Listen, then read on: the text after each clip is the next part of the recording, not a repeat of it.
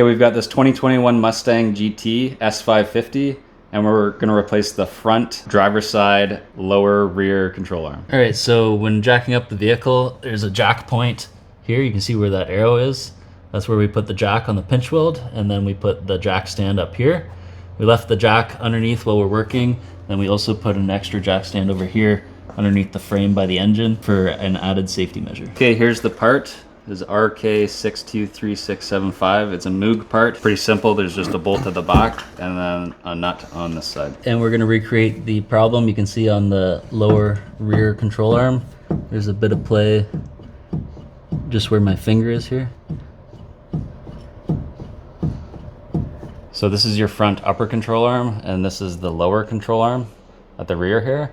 And then this is your tie rod, and this is your sway bar. Okay, so there's two fasteners that we need to remove. They're both 13/16. There's a nut here, and then this bolt back here. The nut on the other side of this is welded to the frame, so you can just remove it easily from this side, and the nut on the other side will stay in place. So we couldn't put the impact in there, so we just used this long breaker bar to break it loose. And now we're loosening it with a ratchet.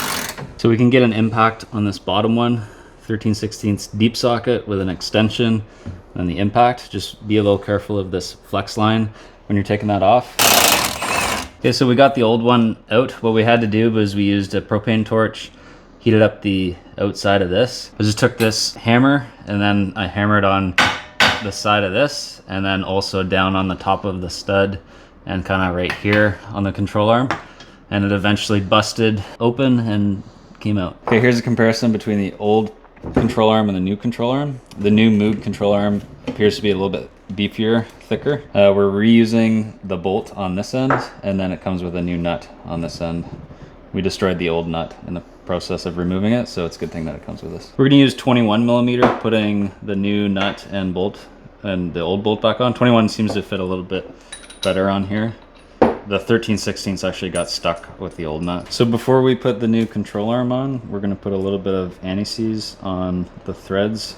So that way when you take it off next time, it's not a pain in the butt. Also put it on here where it seats between the knuckle and the control arm. Okay, we're gonna start by putting the control arm in at the back first. Okay, we've got them both started, and now we can begin torquing them down. So the torque specs, the back bolt that goes to the frame gets tightened to 184 foot-pounds, and then the front nut that goes to the knuckle gets tightened to 85 foot-pounds. Okay, so we're gonna set this to 184 foot-pounds at the frame.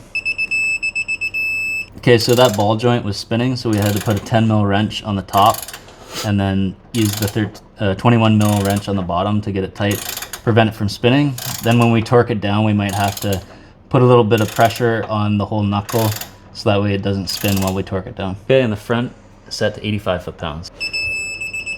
Okay, so we've got the new control arm fully torqued in at the bottom. At this point, we can put the wheel back on and go for a test drive. We'll set the lug nuts to about 125 foot-pounds.